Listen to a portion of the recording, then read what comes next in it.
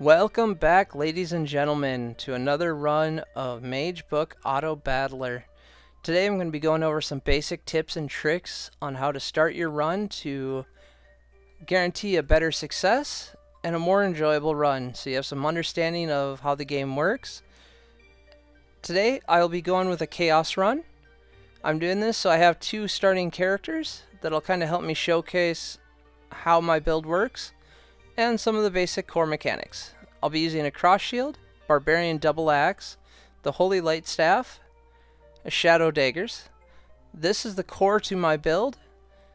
So I have a tank, healing, a bruiser, and a thief. I'm not running a mage as a primary. I'm going to pick up the totem for shielding, and I will also pick up the bow here for backline assault. I'll pick up the totem for mage support in the end if I need it for crowd control. From there, it's kind of random, whatever you want. I might pick up another bruiser like the scythe, or no, I could go with the spear. Now, here in the first shop, you see I have an adventurer. His crit multiplier, landing a crit, does agility. This isn't one I really want for my team, and he only costs 100, which seems really cheap and all, but every time you buy one, they get more expensive. So I'm going to unequip my weapons, put them down there for now. Do not salvage them or sell them. We'll use them later in the run. So just hold on to your basic starter weapons for now. Alright, so the first thing I'm going to do is upgrade my shop. Now I don't need the healing shawl. I'm going to pick up the guardian and warrior gear, mainly guardian this run. There's the cross shield. Another unit that I don't really need.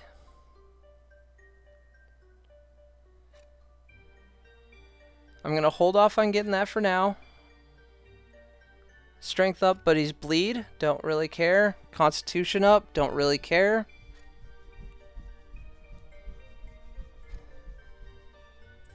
Get the guardian up. Now, it's starting to get expensive on the rerolls, so I don't want to do too much.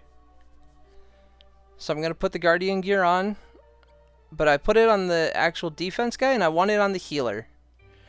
Now, the guardian set is normally a tanking set, but with the cross shield, it becomes a healing gear, as you'll see throughout this run. Now these two will be able to carry the first few fights by themselves, so I'm not too terribly worried about picking up other characters until I can find ones that I actually want. And I'm saving my money and trying to use them efficiently. Crit multiplier, don't really care. Constitution up, not a fan.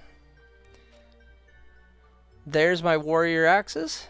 Now I'm going to start picking up the warrior gear to get him going. I'm going to pick up the archer bow for now. Now this mission was just too good. The 300 gold is a huge gold boost, so I'm going to do this mission regardless of being able to roll some more. Now they are doing a little bit of damage because it was a harder mission. But as you see, we pushed through.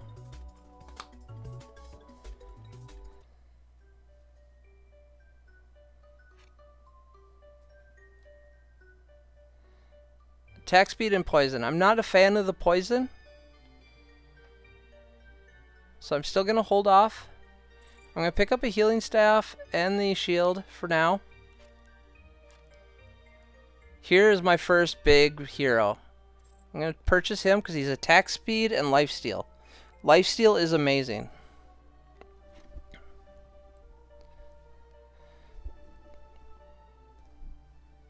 Cunning Adventurer. I'll pick him up for now. And I got 2 cross shields. So this should put me in a position where now I can fight. So I'm going to get my attack speed lifesteal guy set up as my primary warrior. Put all the basic weapons down in the bottom left so I don't salvage them by mistake. So my defense guy is going to be Guardian as well. I don't have a healer quite yet. But you'll notice this double axe warrior is going to be doing a lot of damage. I'll salvage the other whites I don't need. Do not salvage those weapons, like I said. We'll hold on to those. Now the main reason I picked up the other guy was for the benefits you'll get for having a ranger. As you'll notice in the top left, I have those 2 other buffs now for having the ranger active. Those buffs do apply to all your units. And I mean, he did a respectable amount of damage despite having pretty crappy gear. Now I noticed I spent quite a bit of gold, so now it's time to lower the cost of the shop upgrade. And just stockpile a little bit of gold so I can start fishing for the rest of my team.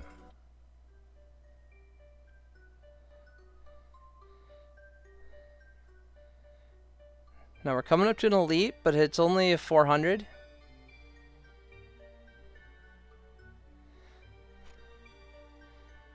Where this one is the 400 plus 200 off the shop, so this is the one that I'm going to do.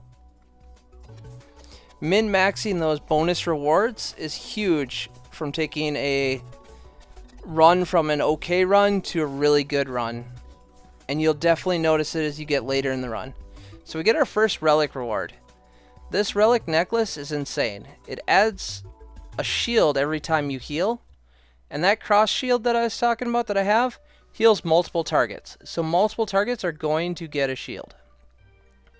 This reduced healing effects is amazing for certain bosses later in the run. So we're going to pick that up.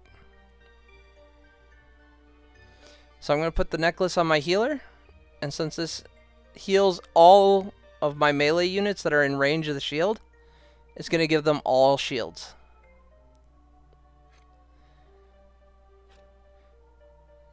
Pick up the warrior helm.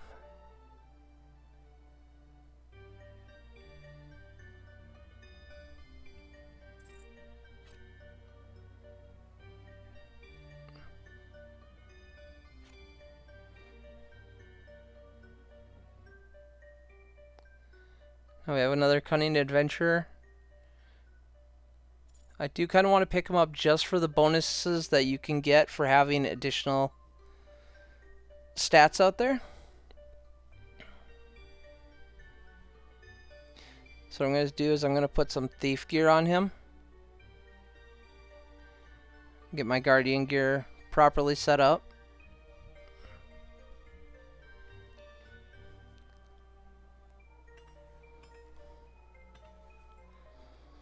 Now you'll notice that I'm going to synthesize one of the basic weapons up. It only costs 4, where upgrading a normal weapon or item costs 6. So it's cheaper to upgrade them, and if I was to smelt them, it would give me 2 of them instead of just 1, which is why you stockpile them when you get them up to like blue or purples. Typically, I'm going to use them at greens at the end of the video here to show you how to properly use them, but normally you'd want to wait until blue or purple to help get you through the mid into late game. Now this will probably change at full release when there's a 7 boss run and not just a 4. But I will cover that when that actually launches. I'm going to pick up the Thieves' Daggers. I'm going to get myself this bow here for the archer. These green synthesized materials are insanely valuable and are definitely worth picking up.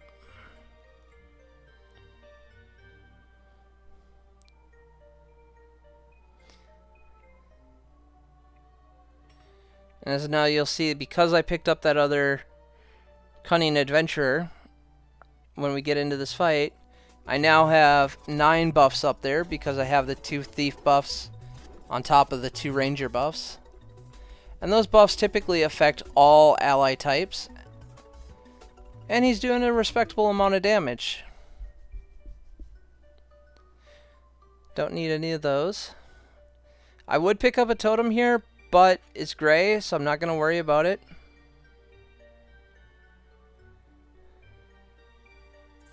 I would pick him up to make a healer, but I don't have the money to do it.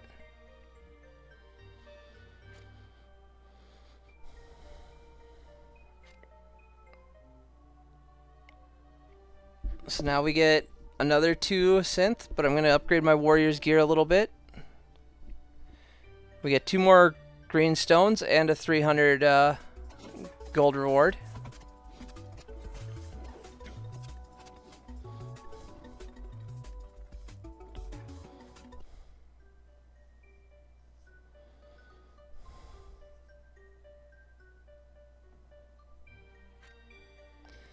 Alright, so here we see our first artifact in the shop. You'll notice it costs 400, but you can sell it for 1,000. Every time you buy one of these, it gets more and more expensive to buy the next one. Now I'm going to buy it here, and this turns out to be a mistake. Because after I refresh the shop one more time, the Iron Fist shows up, which I want more than the one I just bought. So I end up selling that just to buy this one. And it actually cost me more money. The Iron Fist is just so good because it adds bonus strength.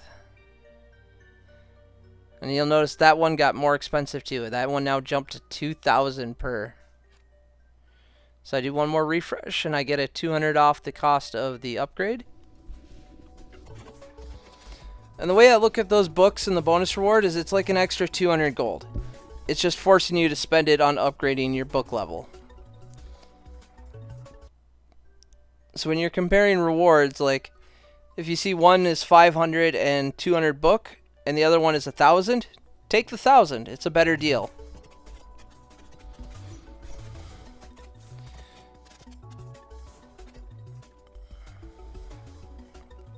Alright, we get our next relic.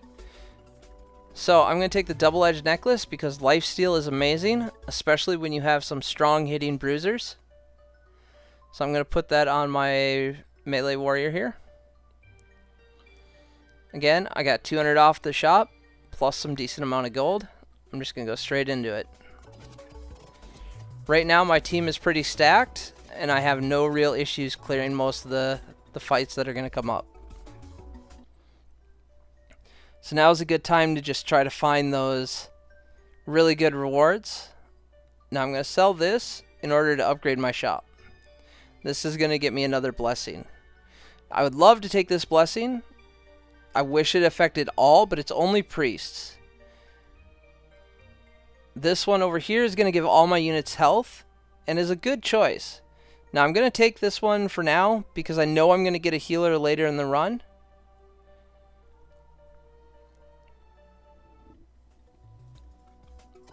But unfortunately, like I said, the Guardian healers with the cross shield are not considered priests, so they do not get that benefit.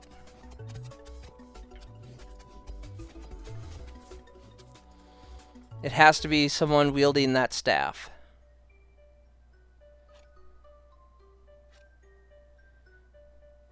Now we come up to a strength up lifesteal. I'm going to purchase him, and we get a 500-500 fight. This is amazing. So I'm just going to throw on a green sword, and we're just going to crush through this.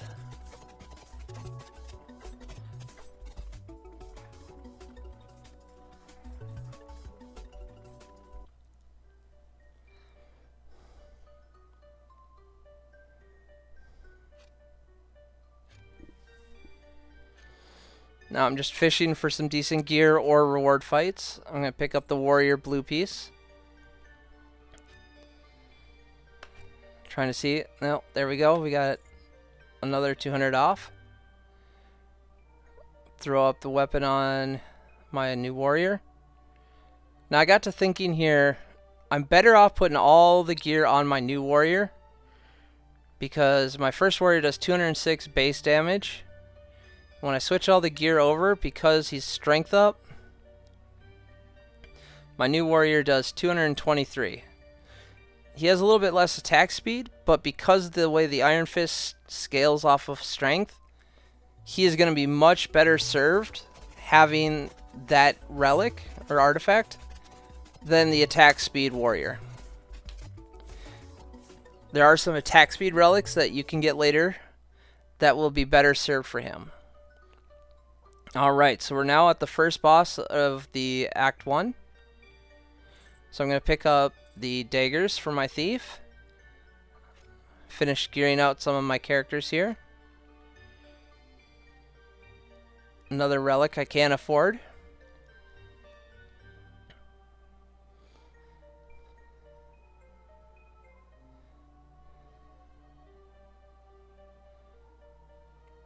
Alright.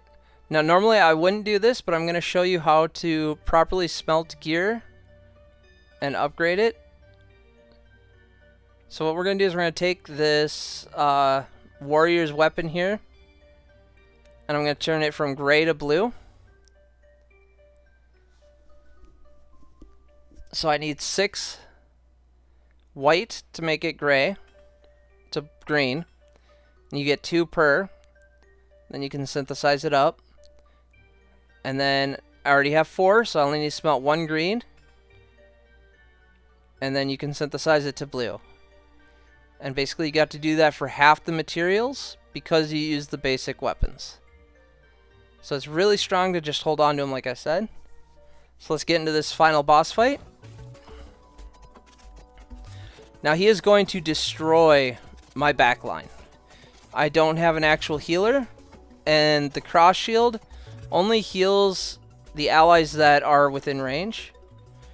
And now we got another necklace and an iron fist. That is a tough choice. I am going to go for the healing. I also got a relic in the fight drop itself. But that concludes Act 1.